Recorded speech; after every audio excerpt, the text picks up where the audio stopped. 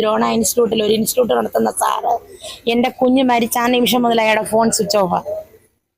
ഞാൻ വിളിച്ച സമയത്തൊന്നും അല്ല ഇങ്ങനെ ഇടുന്നുണ്ടെങ്കിൽ എന്തെങ്കിലും കാര്യമുണ്ടെങ്കിൽ അവൾ പോയില്ലെങ്കിൽ എന്നെ വിളിക്കുക. തലേന്ന് സംസാരിച്ചപ്പോൾ അങ്ങനെയാ പറഞ്ഞത്. അവൾ വന്നില്ല എന്നെ വിളിക്കാന്ന് പറഞ്ഞു. എന്നെ അയാൾ വിളിച്ചിട്ടില്ല. എൻ്റെ മോളെ ഫോണിൽ വിളിച്ചിട്ടുണ്ടോ എന്നുള്ളത് എനിക്കറിയില്ല. പക്ഷെ ഒരിക്കലും എൻ്റെ കുഞ്ഞത് ചെയ്യത്തില്ല. അവൾ ആത്മഹത്യ ചെയ്യേണ്ട ഒരു ബുദ്ധിമുട്ടുള്ള ഒരു ഇതല്ല. പട്ടിണിയാണെങ്കിലും പട്ടിണി വന്നിട്ടില്ല. ഞാനൊരു ഹോട്ടൽ കുക്കാണ്. ഞാൻ എൻ്റെ മോക്ക് എനിക്ക് 1000 രൂപ ശമ്പളം കിട്ടുമ്പോൾ കുറഞ്ഞത് എനിക്ക് 1000 രൂപ ശമ്പളമുണ്ട്. അത് കിട്ടുമ്പോൾ ഞാൻ അവക്ക് അവിടെ വണ്ടിക്കൂലി എന്ന് പറഞ്ഞുകൊണ്ട് 500 രൂപ കൊടുക്കും. പിന്നെ അവൾക്ക് ഇഷ്ടമുള്ള സാധനങ്ങളാണ് മേടിച്ചുകൊണ്ട് പോകുന്നത്.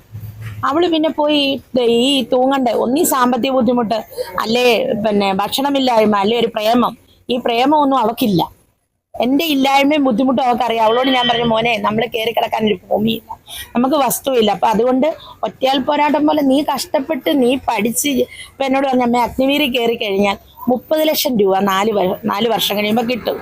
ഇപ്പൊ അത് 5 ആക്കിയെന്ന് പറയുന്നത് എനിക്കറിയില്ല. ആ 30 ലക്ഷം കൊണ്ട് നമുക്ക് എവിടെയെങ്കിലും ഒരു വസ്തുവും വരെയും മേടിക്കാം. ബാക്കി അമ്മ ജോലിക്കോ ഞാനും എന്തെങ്കിലും ജോലിക്കോ നമുക്ക് ജീവിക്കാം. അങ്ങനെ ഒരു മോഹം കൊണ്ട് ഇറങ്ങിയ ഒരു കുഞ്ഞിത് ചെയ്യുമോ? ചെയ്യത്തില്ല. ആത്മഹത്യ ചെയ്യാൻ കാരണം പ്രദീപ്ജിയുടെ കൂട്ടത്തിലുള്ള ലീതു ടീച്ചർ ഇവിടെ നഗ്നതാ പോഷം ഈ ഇടയ്ക്ക് ടൂറ് പോയി, കഴിഞ്ഞ മാസം ടൂറ് പോയതിൻ്റെ അകത്ത് കോട്ടേജിൽ വെച്ച് ബാത്റൂമിൽ നിന്ന് എടുത്തിട്ടുണ്ട്. ആ വീഡിയോ കാണിച്ചാണ് എന്നെ കുഞ്ഞിനെ ഭയപ്പെടുത്തിയത് മൊത്തം. നീ വന്നില്ല, നിന്റെ ശരീരത്തിൽ കാണാനുള്ളതെല്ലാം ഞാൻ കണ്ടു. ഏതൊരു സ്ത്രീയും ജീവനെക്കാട്ടിലും വലുത് മാനമാണ്.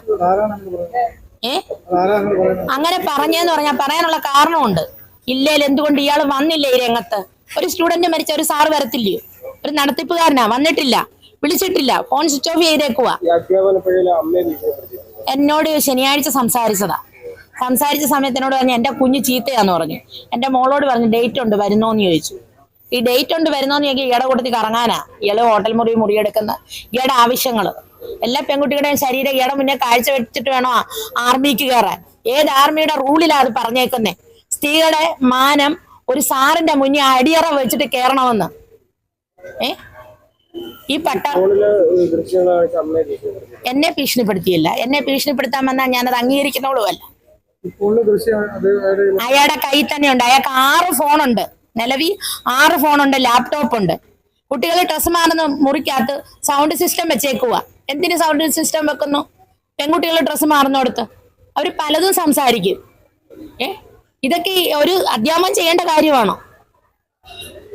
അത് തന്നെയല്ലാതെ ഈ നീതു ടീച്ചർ എന്ന് പറഞ്ഞാൽ നീതു ടീച്ചർ പുനലൂരുകാരി, അവളും സാറും കൂടെ ആ ഗ്യാമിന്റെ അകത്ത്, ഗ്യാം എന്ന് പറഞ്ഞാൽ ചെറിയൊരു മുറി, അതിൻ്റെ അകത്തുനിന്ന് പട്ടാപ്പകല് രാവിലെ 8 മണി സമയത്ത് കുഞ്ഞ് എന്ന് കയറുമ്പോൾ ഇവരെ കാണാൻ പാടില്ലാത്ത സാഹചര്യത്തിലാണ് കണ്ടത്. ഒരു അധ്യാപകനെ ആ രീതി കണ്ടു കഴിയുമ്പോൾ അവളോട് വൈരാഗ്യം തുടങ്ങി. ആ വൈരാഗ്യം മുതലെടുത്താണ് അവിടെ ശരീരം ആവശ്യപ്പെട്ടത്. അത് കഴിഞ്ഞപ്പോൾ അതും കിട്ടത്തില്ലെന്നായപ്പോ ഇങ്ങനെ ആയി.